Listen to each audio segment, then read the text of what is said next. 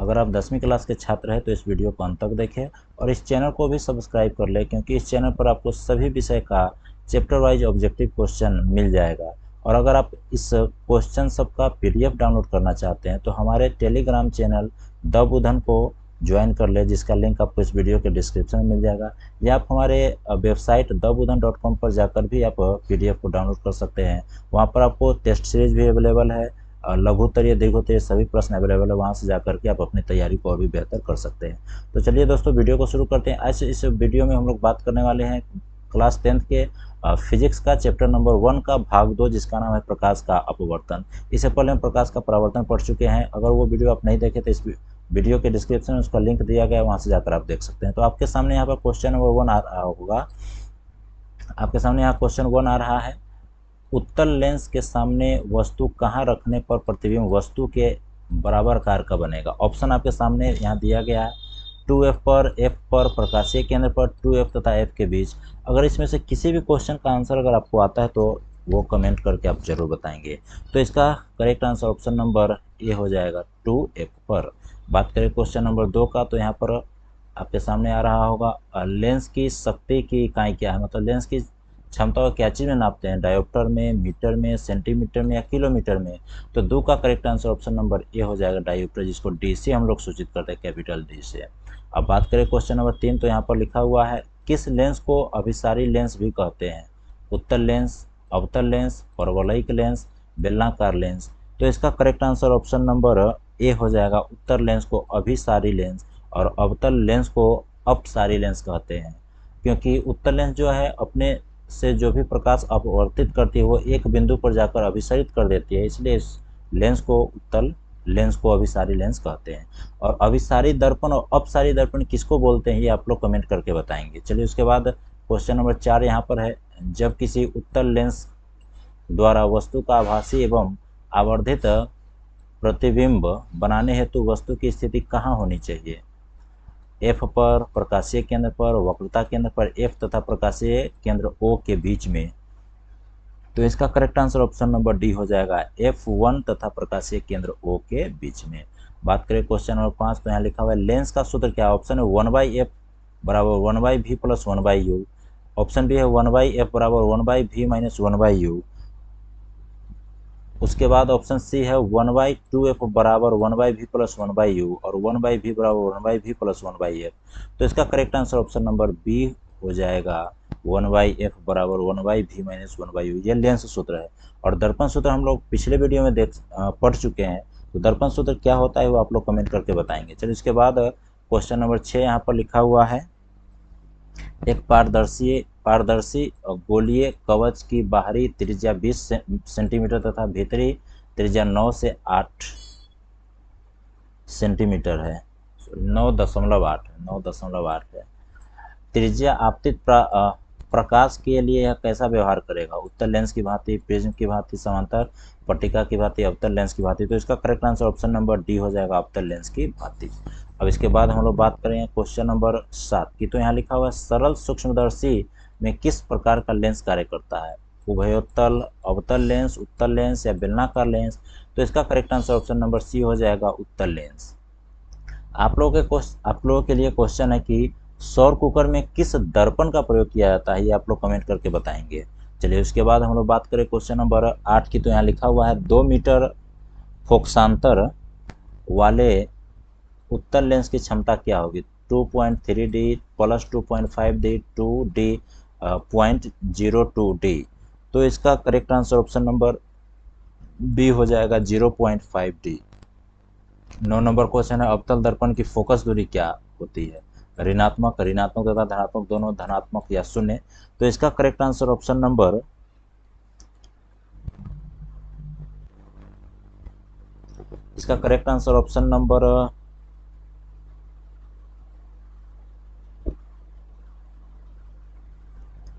इसका आंसर जो आप लोगों को कमेंट बॉक्स में बता दिया जाएगा। अगर आप लोगों को इसका आंसर आता है तो कमेंट करके आप जरूर बताएंगे। इसका आंसर हो जाएगा ऑप्शन नंबर ए, सही, ऋणात्मक। इसका आंसर ऑप्शन नंबर ए हो जाएगा, ऋणात्मक। पूरा कंफ्यूज हो गए थे। चलिए इसके बाद हम लोग बात करें 10 नंबर प्रश्न। तो यहाँ लिखा हुआ है, निम्न में से किस लेंस की फोकस दूरी धनात्मक होती है, उत्तल लेंस, समतल अवतल लेंस, अवतल लेंस, इनमें से कोई नहीं। तो इसका correct answer option number A हो जाएगा उत्तल लेंस का। अब बात करेंगे क्वेश्चन नंबर 11 का, तो यहाँ पर आपके सामने आ रहा होगा प्रकाशीय माध्यम कितने प्रकार का होता है, 1 2 3 4। तो 11 का correct answer option number B हो जाएगा 2। और कौन कौन से प्रकाशीय माध्यम होते हैं ये आप लोग कमेंट करके बताएंगे। चलिए इसके बाद 12 नंबर है, जब प्रिज्म से किसी प्रकार किरण का अपवर्तन होता है तो आपतित किरण और निर्गत किरण के बीच बने कोण को क्या कहते हैं, विचलन कोण, अपवर्तन कोण, क्रांति कोण या परावर्तन कोण। तो इसका करेक्ट आंसर ऑप्शन नंबर, अगर इसमें से आप लोग को आ रहा है प्रश्न तो इसका कमेंट करके आप आंसर बता सकते हैं। तो इसका आंसर ए हो जाएगा, ऑप्शन नंबर ए, विचलन कोण कहते हैं। अब 12 नंबर प्रश्न की बात करें तो यहाँ पर लिखा हुआ है निम्नांकित में जल का अपवर्तनांक कौन सा है, 1.33, 1.34, 30, 2.33, 1.73। तो इसका correct answer option number A हो जाएगा 1.33। 14 नंबर प्रश्न है, क्रांतिक कोण के लिए अपवर्तन कोण का मान कितना होगा, 60 डिग्री, 30 डिग्री, 90 डिग्री, 180 डिग्री। तो इसका correct answer option number C हो जाएगा 90 डिग्री। अब बात करें 15 नंबर प्रश्न, तो यहाँ पर लिखा आ रहा है प्रकाश अपवर्तन के कितने नियम है, 3 2 1 4। तो 15 का correct answer option number B हो जाएगा 2। प्रकाश अपवर्तन के कितने नियम है, तो 2 नियम है। कौन कौन से नियम है ये आप लोग कमेंट करके बताएंगे। 16 नंबर है, किसी उत्तल लेंस की फोकस दूरी हमेशा होती है धनात्मक, ऋणात्मक, ये रिपीट हो गया है। चलिए तो 16 का correct answer option number D हो जाएगा। यहाँ पर प्लस माइनस है, प्लस माइनस, यहाँ ऊपर माइनस, हाँ माइनस प्लस और प्लस माइनस। तो इसका correct answer option number C हो जाएगा, पहले माइनस और प्लस दोनों। चलिए इसके बाद हम लोग बात करेंगे 17 नंबर प्रश्न, तो लिखा हुआ है निम्न में कौन सा पदार्थ लेंस बनाने के लिए उपयुक्त नहीं किया जा सकता, जल का हो सकता है, जल ऑप्शन है, प्लास्टिक है, कांच है या मिट्टी है। तो इसका correct answer option number D हो जाएगा, मिट्टी का। उसके बाद हम लोग बात करेंगे 18 नंबर प्रश्न, तो लिखा हुआ है किसी शब्दकोश में पाए गए छोटे अक्षरों को पढ़ते समय आप निम्न में कौन सा लेंस पसंद करेंगे, 50 सेंटीमीटर फोकस दूरी का एक उत्तल लेंस, 50 सेंटीमीटर फोकस दूरी का अवतल लेंस, 5 सेंटीमीटर फोकस दूरी का अवतल लेंस, किसी प्रकाश उत्सर्जित करती है और कभी नहीं। तो डी नंबर यहाँ पर गलत ऑप्शन आ गया है। तो इसका correct answer option number C हो जाएगा, 5 सेंटीमीटर का एक अवतल उत्तल लेंस, 5 सेंटीमीटर का यहाँ उत्तल हो जाएगा, उत्तल लेंस। यहाँ पर ये ऑप्शन आना चाहिए था, नहीं आया है। चलिए उसके बाद हम लोग बात करें 19 नंबर प्रश्न, तो लिखा हुआ है किसी बिंदु वस्तु से निकलकर किरणें किसी लेंस से अपवर्तित होकर जिस बिंदु पर मिलती है उसे कहते हैं वक्रता केंद्र, प्रतिबिंब बिंदु, फोकस या प्रकाश केंद्र। जो भी प्रश्न यहाँ पर आपके सामने आ रहा है, अगर आपको किसी भी प्रश्न का आंसर आता है तो आप जल्दी से कमेंट करके बताएंगे। तो इसका correct answer option number C हो जाएगा, फोकस। बात करें 20 नंबर प्रश्न, तो यहाँ पर लिखा हुआ है -4D क्षमता वाले अवतल लेंस की फोकस दूरी होगी +20 सेंटीमीटर, 25 सेंटीमीटर, 30 सेंटीमीटर, 40 सेंटीमीटर। इसका correct answer option number B हो जाएगा, 25 सेंटीमीटर। बात करें 21 नंबर प्रश्न का, तो यहाँ लिखा हुआ प्रकाश की चाल विभिन्न माध्यम में समान रहती है, भिन्न भिन्न होती है, ए और बी इनमें से कोई नहीं। तो इसका correct answer option number B हो जाएगा, भिन्न होती है, सब जगह अलग अलग प्रकाश का चाल होता है। और हवा में निर्वात में प्रकाश का चाल कितना होता है, मीटर में, मीटर प्रति सेकेंड और किलोमीटर प्रति सेकेंड में आप लोग कमेंट करके बताएंगे प्रकाश का चाल कितना होता है। उसके बाद 22 नंबर प्रश्न यहाँ पर है स्नेल के नियम का गणितीय रूप कौन सा है, म्यू इक्वल टू साइन आई बटे साइन आर, म्यू बराबर साइन, यहाँ पर भी होना चाहिए था आर, आर बटे आई, म्यू बराबर साइन आर इंटू साइन आई। तो इसका correct answer option number A हो जाएगा, साइन आई बटे साइन आर। बात करें 23 नंबर प्रश्न, तो लिखा है किसी कोलाइडी विलयन में निलंबित कणों से प्रकाश के प्रकीर्णन को क्या कहते हैं, वायुमंडलीय प्रभाव, किंडल प्रभाव, टिंडल प्रभाव, क्विंटल प्रभाव। तो इसका correct answer option number C हो जाएगा, टिंडल प्रभाव। अब बात करेंगे 24 नंबर प्रश्न, तो लिखा है स्पेक्ट्रम प्राप्त करने के लिए किसका उपयोग होता है, कांच की सिल्ली, अवतल लेंस, उत्तल लेंस या प्रिज्म।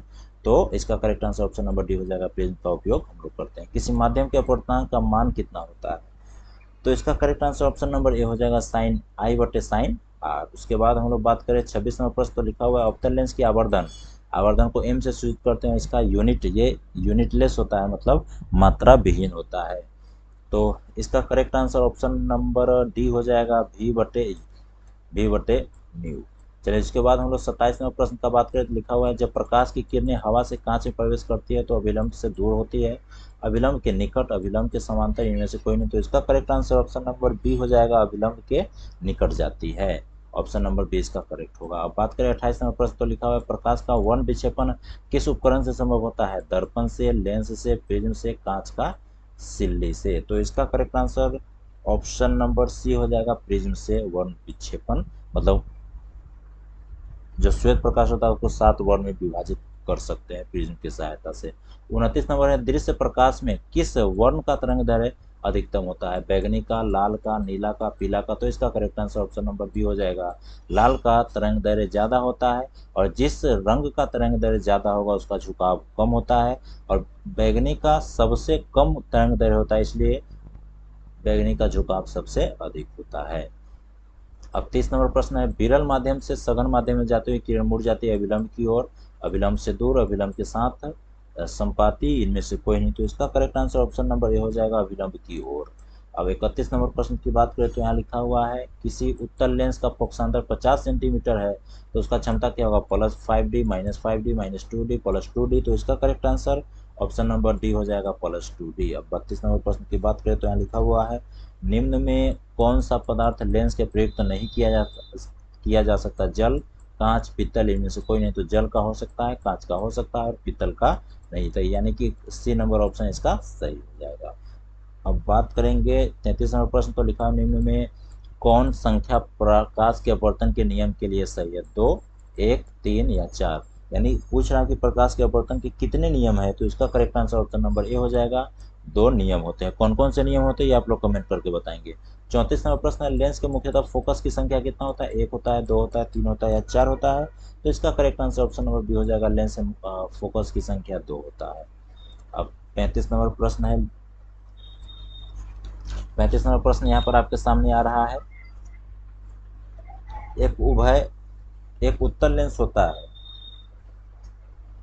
सभी जगह समान मोटाई का, बीच की अपेक्षा किनारों पर मोटा, किनारों की अपेक्षा बीच में मोटा, इनमें से कोई नहीं। तो 35 का correct answer option number C हो जाएगा, किनारों की अपेक्षा बीच में मोटा होता है।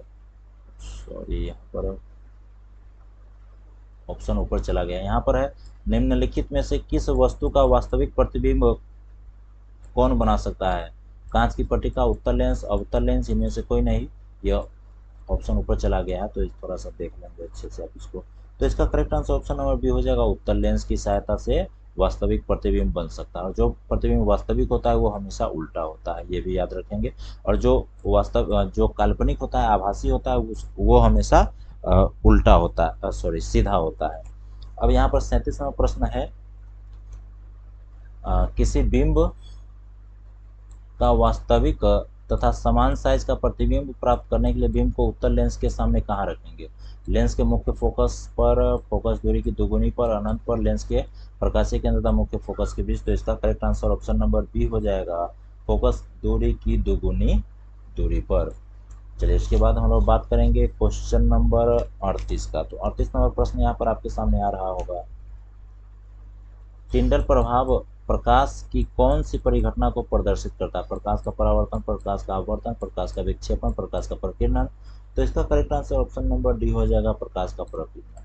अब बात करेंगे 39 नंबर पर तो लिखा हुआ वायु में प्रकाश की चाल निर्वात की अपेक्षा कम होता है, ज्यादा होता है, समान होता है, इनमें से कोई नहीं। तो इसका correct answer option number A हो जाएगा, कम होता है। 40 नंबर प्रश्न की बात करें तो लिखा हुआ है निम्न में कौन में से किस लेंस की फोकस दूरी धनात्मक होती है, अवतल, समतल, अवतल, उत्तल लेंस, इनमें से कोई नहीं। तो इसका correct answer option number B हो जाएगा, या बी नंबर है, उत्तल लेंस का धनात्मक होता है और अवतल लेंस का ऋणात्मक होता है। 41 नंबर प्रश्न की बात करें तो लिखा हुआ निम्न में किस माध्यम में प्रकाश की चाल अधिकतम होता है, निर्वात में, जल में, शीशा में या हीरा में। तो 41 का correct answer option number D हो जाएगा, प्रकाश का चाल अधिकतम पूछ रहा है तो निर्वात में हो जाएगा। उसके बाद हम लोग 42 नंबर प्रश्न की बात करें तो लिखा प्रकाश की चाल न्यूनतम कहाँ होती है, निर्वात में, वायु में, जल में, कांच में। तो इसका correct answer option number D हो जाएगा, अधिकतम होता है निर्वात में और सबसे कम होता है कांच में। चलिए इसके बाद हम लोग बात करेंगे क्वेश्चन नंबर 43 की। तो लिखा हुआ है यदि किसी समबाहु त्रिभुज यानी प्रिज्म में निर्गत कोण और विचलन कोण क्रमशः 40 और 30 है, तो उसका आपतन कोण कितना 40, 50, 60 या 70 होगा। तो इसका correct answer option number B हो जाएगा 50 डिग्री। उसके बाद हम लोग बात करें 44 नंबर प्रश्न, तो लिखा हुआ है एक उत्तल लेंस की क्षमता 1 डायोप्टर है, तो उस लेंस की फोकस दूरी कितना होगा, +10 सेंटीमीटर, +100 सेंटीमीटर, -10 सेंटीमीटर, -100 सेंटीमीटर। तो इसका correct answer option number C हो जाएगा +100 सेंटीमीटर, यहाँ ऑप्शन नंबर सी यहाँ पर। 45 का बात करें तो लिखा हुआ है उत्तल लेंस द्वारा आवर्धित काल्पनिक प्रतिबिंब तब बनता है जब वस्तु रहती है अनंत पर फोकस और लेंस के बीच, फोकस पर फोकस दूरी और दुगुनी फोकस दूरी के बीच में। तो इसका correct answer option number B हो जाएगा, फोकस और लेंस के बीच में। 46 नंबर प्रश्न की बात करें तो यहाँ लिखा हुआ है पानी में डूबे एक उत्तल लेंस की फोकस दूरी हवा में इसकी फोकस दूरी की अपेक्षा क्या होता है, अधिक होता है, कम होता है, अपरिवर्तित रहता है, इनमें से कोई नहीं। तो 46 का correct answer option number C हो जाएगा, अपरिवर्तित रहता है। अब बात करें 47 नंबर प्रश्न, तो लिखा हुआ तालाब का जल कम गहरा दिखाई देने का कारण परावर्तन, विवर्तन, अपवर्तन या ध्रुवन। तो इसका correct answer option number C हो जाएगा, अपवर्तन के कारण उसका गहराई कम दिखाई देता है। 48 नंबर प्रश्न है फोटोग्राफी कैमरा का अभिदेश होता है अवतल लेंस का, उत्तल लेंस का, अवतल दर्पण या उत्तल दर्पण। तो इसका उत्तल लेंस हो जाएगा, ऑप्शन नंबर सी इसका करेक्ट आंसर सही है। अब बात करें 49 नंबर प्रश्न का, तो यहाँ पर लिखा हुआ है एक प्रिज्म कितने सतह से घिरा होता है, 2, 3, 4 या 5। तो इसका correct answer option number B हो जाएगा, एक प्रिज्म 3 सतहों से घिरा होता है। और बात करें 50 नंबर प्रश्न, तो लिखा हुआ है सघन माध्यम से विरल माध्यम में गमन करने पर आपतन कोण परावर्तन कोण में क्या संबंध है, कोण आई ग्रेटर देन कोण आर, कोण आर ग्रेटर देन कोण आई इक्वल टू आर या R equal to I equal to 0। तो इसका correct answer option number B हो जाएगा, कोण आई इक्वल टू कोण आर।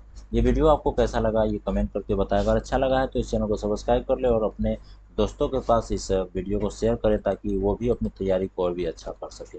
फिर मिलते हैं अगले वीडियो में, धन्यवाद।